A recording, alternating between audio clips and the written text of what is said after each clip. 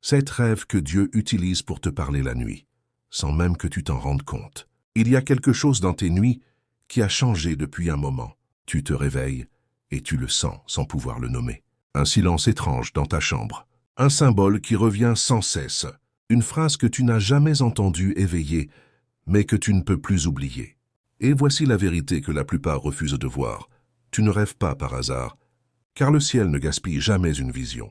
Dieu parle quand tes yeux sont fermés, pour que ton âme puisse enfin s'ouvrir. Tu as vu de l'eau, des serpents, des portes qui n'existent pas dans le monde physique, et pourtant tu t'en souviens avec une netteté bouleversante. Ce n'est pas ton imagination. C'est un briefing spirituel, un message chiffré destiné à ceux qui ont été choisis pour voir au-delà du voile, pendant que les autres traversent leurs rêves comme un simple bruit de fond. Tu as été sélectionné pour décoder les motifs divins. Et si tu es encore là à lire ceci, ce n'est pas une simple curiosité. C'est la confirmation que tu es sous instruction divine. La nuit n'est pas repos, elle est activation. Ce soir, nous allons dévoiler ensemble les 7 rêves que Dieu utilise pour te parler, sans que ton esprit conscient ne s'en aperçoive. Et quand tu auras fini de lire jusqu'au bout, tu ne regarderas plus jamais le sommeil de la même manière. Mais écoute bien, chaque seconde que tu passes ici fait partie du message. Manques-en une seule. Et tu pourrais passer à côté du code qui t'était exclusivement destiné pour ton prochain saut. Alors si tu es prêt à t'éveiller même dans tes rêves, dis simplement intérieurement « oui », maintenant, car ton cœur le sait déjà. Si tu as vu de l'eau dans tes rêves récemment, ne te contente pas de t'en souvenir, interprète-la. Car l'eau dans l'esprit n'est pas seulement un élément, c'est un langage. Et quand le ciel parle en eau, ce n'est jamais superficiel.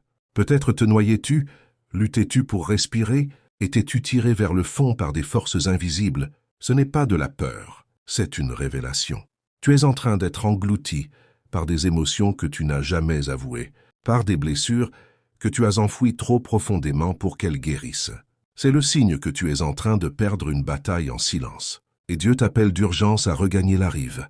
Mais peut-être ton rêve était-il une eau calme, immobile, limpide, paisible. Ce n'est pas du repos, c'est l'alignement. C'est l'esprit qui te confirme que tu flottes dans le courant de sa volonté, même si tout autour de toi semble incertain. Par contre, si l'eau était déchaînée, les vagues s'écrasant, la tempête montant, les courants t'entraînant vers l'inconnu, tu n'es pas en danger. Tu es en transition. Dieu secoue les anciennes structures à l'intérieur de toi. Il ne cherche pas à te détruire. Il cherche à te purifier, car l'eau ne fait pas que te refléter. Elle te révèle. Elle te montre où tu résistes à son mouvement et où il s'apprête à te baptiser dans quelque chose de plus grand. Et voici le retournement que la plupart manquent. La façon dont tu réagis à l'eau dans ton rêve est le miroir exact de ta réaction face au divin. Dans la vie éveillée, fuis-tu? Essaies-tu de la contrôler ou te laisses-tu porter? Car le rêve n'est pas seulement un symbole, c'est une question. Et Dieu attend ta réponse. Alors la prochaine fois que tu verras de l'eau pendant ton sommeil, ne demande pas « qu'est-ce que ça veut dire ?» Demande plutôt « Seigneur, où veux-tu m'emmener que ma peur m'empêche encore d'atteindre ?» Et maintenant, plongeons plus profond. Car si l'eau met ton âme à nu, le rêve suivant révèle ce qui se cache dans les ombres autour de toi. Quand un serpent glisse dans tes rêves, tu n'es pas hanté, tu es alerté. Ce n'est pas un cauchemar aléatoire, c'est un message codé venu du monde spirituel. Car le serpent ne parle pas, il signale. Et quand il apparaît, tu es averti de ce que ton esprit soupçonne déjà, mais que ton mental refuse d'affronter. Si tu as été mordu dans le rêve, ce venin n'est pas physique.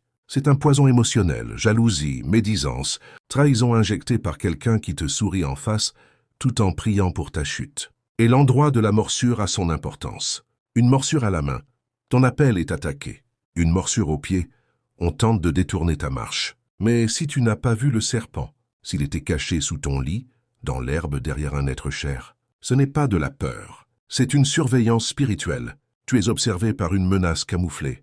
Quelqu'un en qui tu as confiance pourrait bien être la porte que l'ennemi utilise pour s'approcher. Par contre, si tu tues le serpent dans le rêve, ne minimise surtout pas cet instant. C'est la victoire dans l'invisible, une délivrance silencieuse, une bataille gagnée pendant que ton corps reposait, mais que ton esprit se tenait en armure. Dieu t'envoie ces rêves de serpent, non pas pour t'effrayer, mais pour t'aiguiser, pour activer ton radar de discernement, afin que tu arrêtes de croire chaque belle parole et que tu commences à éprouver chaque esprit. Car voici la vérité que personne n'ose dire. Certains sourires portent du venin. Certaines prières sont des malédictions déguisées.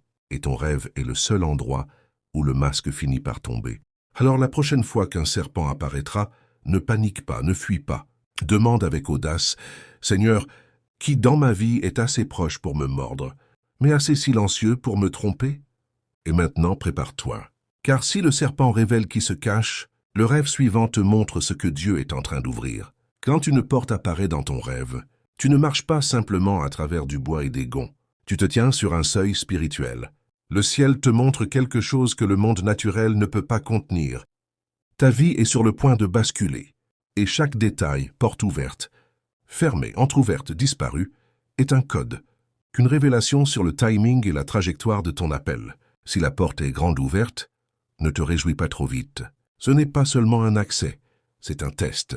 Ce que tu t'apprêtes à traverser a été prié par la version de toi qui survivait, à peine l'an dernier.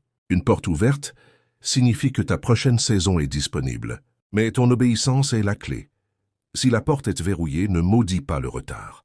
Dieu protège peut-être ce que tu n'es pas encore prêt à porter. Une porte fermée n'est pas un rejet, c'est une préservation.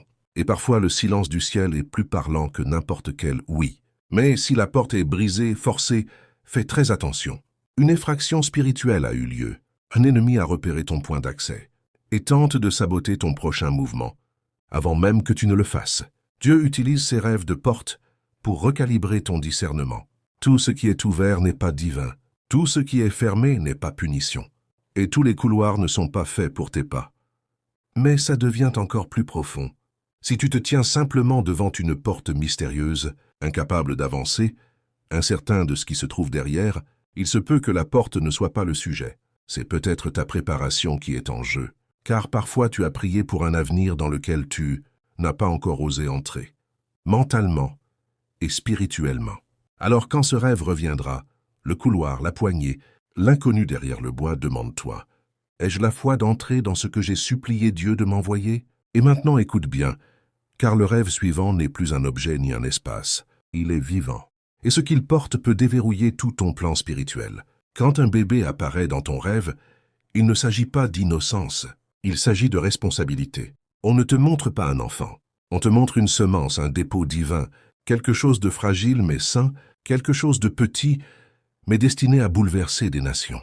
Un bébé dans tes bras signifie que Dieu t'a confié quelque chose de sacré, une vision, un but, une mission spirituelle, conçue avant même que tu sois né.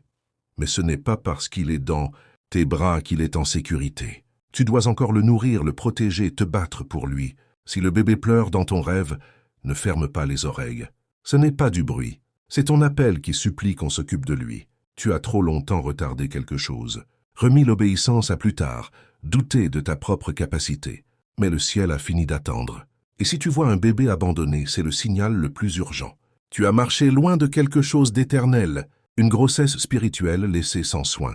Et comme un nouveau-né, si tu ne le nourris pas, il ne survivra pas. Ceci n'a rien à voir avec la maternité ou la paternité biologique. Ceci concerne l'héritage. Tu portes quelque chose dans l'esprit. Peut-être n'as-tu pas encore les mots. Peut-être personne autour de toi ne le voit. Mais toi, tu sais que c'est là. Une pression, un frémissement, un poids divin que tu ne peux pas expliquer. Et voici ce que la plupart ignorent. L'ennemi n'a pas peur de qui tu es aujourd'hui. Il a terriblement peur de ce que tu portes. C'est pour cela que la guerre s'est intensifiée. C'est pour cela que ton sommeil a changé. Parce que quelque chose en toi est sur le point d'émerger. Alors la prochaine fois que tu rêves d'un bébé, ne demande pas « qu'est-ce que c'est ?» Demande plutôt « Dieu, comment dois-je élever ce que tu viens de faire naître en moi ?» Il y a des rêves qui murmurent et d'autres qui transpercent. Quand une personne qui est passée dans l'au-delà te rend visite la nuit, tu ne fais pas simplement un souvenir. Tu es convoqué dans un espace où le vivant et l'éternel se croisent brièvement. Ce n'est pas seulement de la nostalgie, ce n'est pas toujours du deuil qui refait surface. Parfois c'est Dieu qui parle à travers la mémoire, utilisant l'image de quelqu'un de familier pour contourner ta logique et toucher la partie de ton âme qui écoute encore quand tu es le plus vulnérable. Peut-être cette personne t'a-t-elle parlé, peut-être t'a-t-elle simplement regardé avec une intensité particulière. Ou peut-être n'a-t-elle rien dit, mais tu t'es réveillé en pleurs. Ce ne sont pas des émotions, c'est un message. Dieu t'apporte peut-être une clôture, guérit une blessure que tu n'avais jamais traitée, ou il te transmet une instruction prophétique que ton esprit conscient aurait rejetée en plein jour. Parfois ces rêves sont aussi des réveils ancestraux, des rappels qu'un combat générationnel est arrivé jusqu'à son dernier guerrier. Entends-le clairement, mais toutes les présences ne sont pas divines. L'ennemi est maître du déguisement. Certains rêves sont des contrefaçons, des imitations conçues pour distraire, tromper ou détourner. Et comment faire la différence? Ce n'est pas dans ce qui est dit, c'est dans ce qui reste après. Si le rêve laisse paix, conviction ou clarté, le ciel t'a touché. S'il laisse confusion, peur ou obsession, il a été envoyé pour déformer. Voilà pourquoi le discernement est ton plus grand bouclier. Quand les défunts apparaissent, tu dois demander non pas avec l'émotion, mais avec l'autorité spirituelle. Seigneur, était-ce toi ou une ombre qui portait un souvenir? Car les élus ne sont pas seulement des rêveurs, ils sont gardiens des portes. Et tous les esprits ne méritent pas l'accès. Il existe un rêve qui n'arrive pas avec des symboles. Il arrive avec un choc, une chute brutale, un sursaut qui te réveille en sursaut. Ton cœur bat la chamade, ton esprit est secoué, tu tombes. Mais ce n'est pas seulement de l'anxiété, ce n'est pas ton mental qui déraille, c'est ton esprit qui est interrompu. Car quand Dieu te laisse tomber dans un rêve, il ne cherche pas à te punir, il cherche à te repositionner. Peut-être perds-tu le contrôle de quelque chose que tu n'étais jamais censé gérer seul. Une relation, un titre, un rôle que tu as dépassé. Et au lieu de lâcher prise, tu t'y accroches de toutes tes forces à une version de vie dont il t'a déjà appelé à sortir. Ou peut-être t'accroches-tu à l'orgueil, à des illusions de stabilité, à des plateformes bâties sur la peur plutôt que sur la foi. Et la chute, c'est la miséricorde de Dieu qui arrache tout ce qui est faux avant que cela ne s'écroule avec toi dessus. Pourtant parfois il te laisse tomber presque, jusqu'au sol, juste pour te montrer qu'il te rattrape encore. Que ce qui ressemblait à un échec était en réalité une formation. Honorer cette divine, non pas pour te briser, mais pour te reconstruire sur la vérité. Car voici ce que peu comprennent. Tomber dans un rêve ne signifie pas toujours danger. Cela peut signifier que tu es enfin séparé de ce qui n'a jamais été toi. L'ego, l'orgueil, le contrôle, il est en train de tout démonter. Alors la question n'est pas « Pourquoi est-ce que je tombe ?» La question est « Sur quoi ai-je bâti mon identité que Dieu est en train de secouer ?» Car la chute n'est pas la fin. C'est le commencement de quelque chose d'ancré. Et quand tu te réveilles essoufflé, perdu, effrayé, le murmure du ciel est clair. Quand tout s'effondre, je reste ta fondation. Mais que se passe-t-il quand la chute est terminée et que tu te sens toujours observé, comme si quelque chose te voyait même quand rien n'est là? Prépare-toi, car le dernier rêve ne secoue pas ton corps. Il envahit ton atmosphère. Ce rêve-là n'arrive ni avec des monstres, ni feu, ni chute, ni chaos.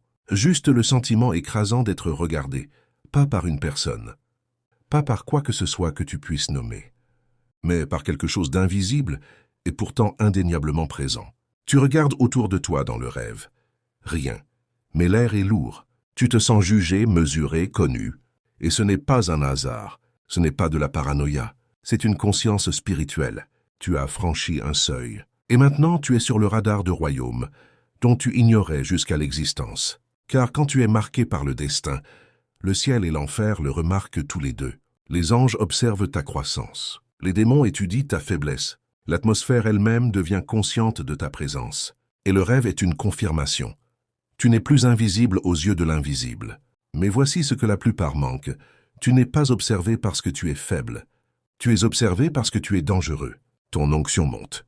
Ton autorité grandit. Et le monde spirituel suit chacun de tes mouvements, car ta prochaine décision pourrait déclencher un basculement générationnel. Ce rêve est un briefing. Dieu te montre que tu es devenu un acteur clé dans une guerre, que les autres traversent en dormant. Tu n'es plus caché, plus protégé par l'obscurité. Tu as été révélé. Et c'est pour cela que tu te sens exposé. Parce que tu es spirituellement allumé comme une tour de signalisation, visible à la fois par les ténèbres et par la lumière. Alors la prochaine fois que tu sentiras ces regards invisibles, ne fuis pas, ne te recroqueville pas. Tiens-toi droit. Car ce regard signifie une chose, ton heure de bouger, de parler, de diriger est arrivée. Tu as été vu. Maintenant, Agis comme celui que tu as été appelé à être. Avant de fermer ceci, il y a une dernière vérité que tu dois entendre. Une vérité qui relie tous ces rêves ensemble. Et si tu manques ce moment, tu risques de manquer la raison même pour laquelle ces rêves t'ont été envoyés. Reste avec moi. La conclusion n'est pas une fin. C'est un réveil, élément choisi. Ce que tu appelais autrefois rêve n'en était jamais vraiment. C'étaient des plans célestes, des codes chiffrés, des instructions sacrées cachées dans des visions nocturnes. Pendant que les autres se laissent distraire, toi tu es activé. Pendant que les autres dorment, toi tu es formé par le ciel. Chaque symbole, chaque image, chaque émotion que tu ne pouvais expliquer au réveil était le ciel qui te marquait. Dieu cachant des messages dans le mystère, afin que seuls ceux qui sont éveillés dans l'esprit puissent comprendre. Il n'est pas silencieux. Il t'a parlé pendant que tu dormais. Parce que ton esprit était prêt, bien avant que ton mental ne puisse le saisir. Alors ce soir, ne te couche pas comme d'habitude. Ne ferme pas les yeux comme si rien ne se passait. Allonge-toi avec attente, avec intention, avec une attente prophétique, car ceux qui sont appelés ne se reposent pas vraiment. Ils veillent.